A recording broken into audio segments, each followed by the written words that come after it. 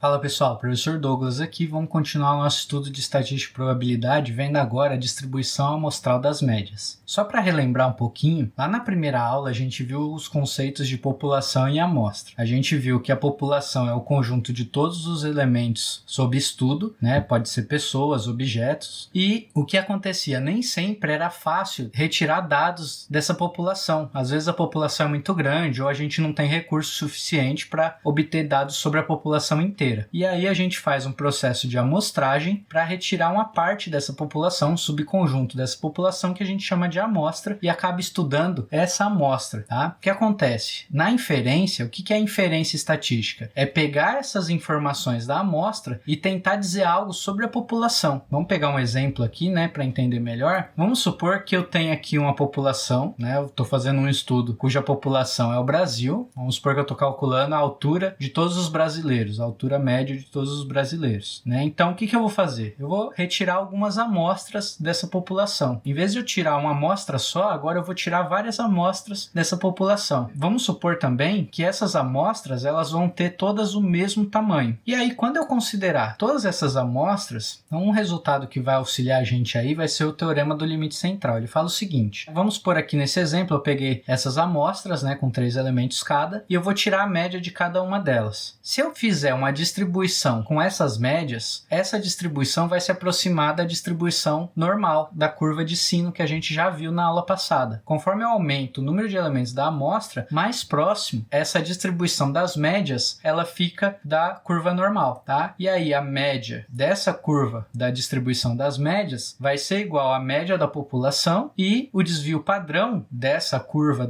das médias vai ser o desvio padrão da população dividido pela raiz de n, onde o n é o número de elementos da amostra. Então, com isso, a gente tem a distribuição amostral das médias, que ela vai se aproximar da curva normal, com a média igual à da população, e desvio padrão igual da população sobre a raiz de n, onde n é o número de elementos que a gente pegou da amostra, tá? Vamos entender melhor esse teorema do limite central. Olha só, aqui eu tenho 3 distribuições de populações que são bastante diferentes. A primeira ali é uma população que já tem uma distribuição normal, a segunda tem uma distribuição ali que é linear e a terceira tem uma distribuição meio esquisita ali. Se eu pegar amostras com 3 elementos, né, tamanho de amostra igual a 3, reparem que as 3 curvas já começam a tomar um efeito mais de sino, tá? Elas começam a se aproximar da normal. É claro que com n igual a 3 esse número é muito pequeno, então ainda não vai ficar exatamente igual ao normal. Na verdade só vai ficar igual ao normal se n tender a infinito, né? Então vamos aumentar esse n para 30. Quando a gente aumenta para 30, todas as populações, né, independente da forma que elas tenham, elas já se aproximam bastante da curva normal. A gente vai utilizar essa distribuição amostral das médias e eu vou explicar alguns exemplos aí para facilitar o entendimento de vocês. Então, exemplo 1. Em Vitória, no Espírito Santo, na Rua das Paneleiras, um grupo de artesãos e artesãs produz panelas de barro com as mãos. Considere que o diâmetro das panelas segue uma distribuição normal, com média de 30 centímetros e desvio padrão de 1,5. Suponha que em um teste foi considerado uma amostra aleatória de 4 panelas e calculada a média amostral do diâmetro. Qual a probabilidade que o diâmetro médio de uma amostra assim exceda 30,75 centímetros? Então reparem aqui que tem uma informação importante. Foi tomada uma amostra aleatória com 4 panelas e calculada a média amostral. Então a gente tem uma média aí de uma amostra, tá? E outra informação importante é de que a população original já segue uma distribuição normal, beleza? Então a gente tem algumas informações aí. A gente já sabe que a média da população, o μ, né? μ é a média da população, é de 30 centímetros e o desvio padrão é de 1,5, 1,5 centímetro.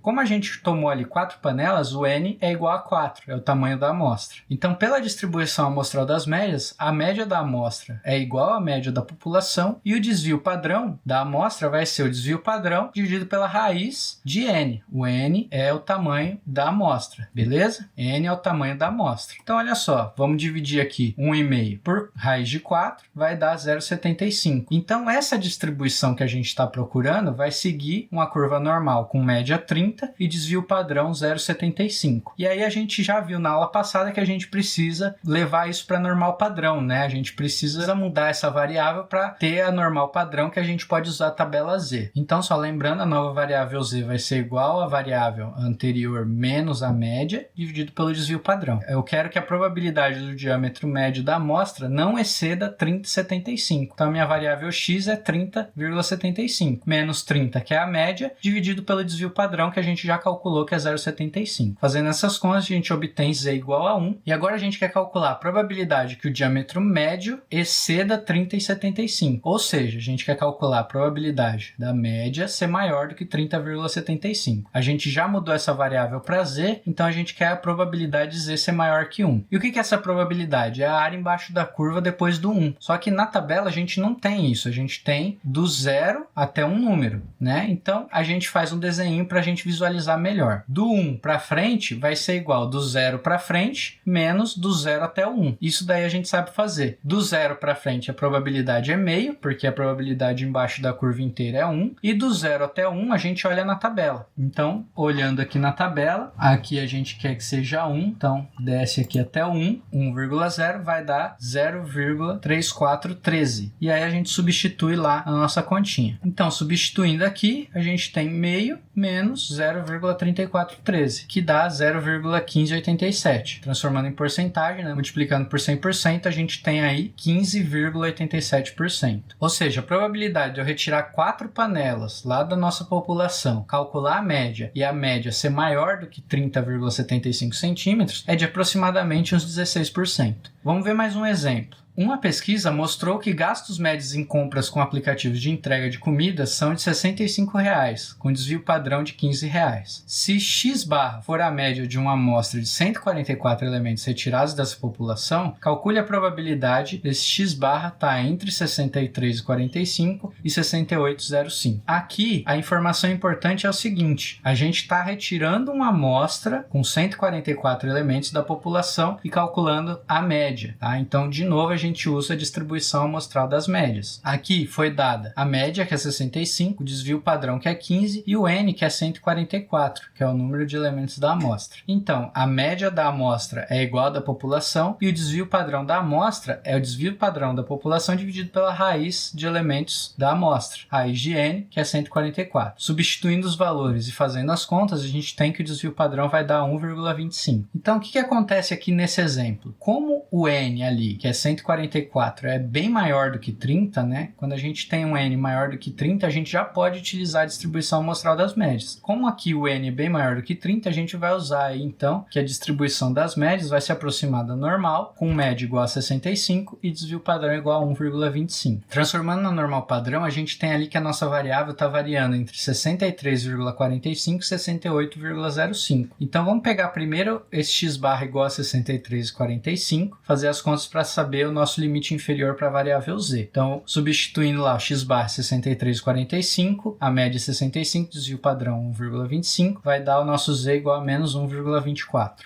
E depois, substituindo pelo limite superior, né, o x barra vai virar 68,05, menos a média, que é 65, dividido pelo desvio padrão, que é 1,25, a gente tem z igual a 2,44. Ou seja, calcular a probabilidade das médias estarem entre 63,45 e 68,05 é igual a calcular a probabilidade de z estar entre menos 1,24 e 2,44. Né? De novo, a gente faz o desenho para entender isso daí, né? Menos 1,24 a gente vai até o 0 e do 0 a gente vai até o 2,44. Depois, essa parte que está negativa, como a curva ela é simétrica, a gente pode fazer do 0 até 1,24. Então, a gente precisa procurar aí na nossa tabela o 1,24 e o 2,44. Então, vamos lá. Primeiro, o 1,24. Então, a gente já está aqui na linha do 1,2 e aí 1,20, 1,21, 22, 23, 24. Então, vai dar 0,3925.